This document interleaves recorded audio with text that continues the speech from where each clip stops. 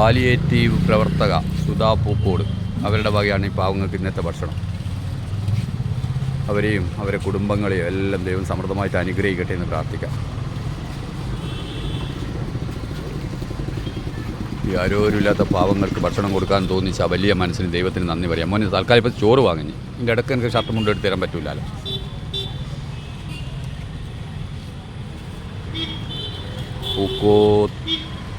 പൂക്കോട് സുതേച്ചി അവർ പല പ്രാവശ്യമായിട്ട് നമ്മളെ സഹായിക്കുന്നതാണ്.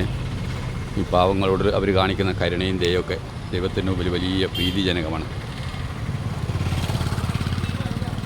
ആരോരുമില്ലാത്ത പാവങ്ങൾക്ക് ഭക്ഷണം കൊടുക്കുന്ന വലിയ മനസ്സിന് ദൈവത്തിൻ്റെ മുമ്പിൽ നമുക്ക് നന്ദി പറയാം. നിങ്ങൾ വാങ്ങിയാ ക്യൂവിൽ നിൽക്കണ്ട, വാങ്ങിക്കോ.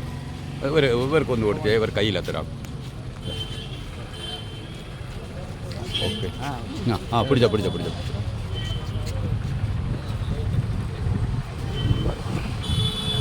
തരാം മോനെ, ചായ മോനെ തരാം.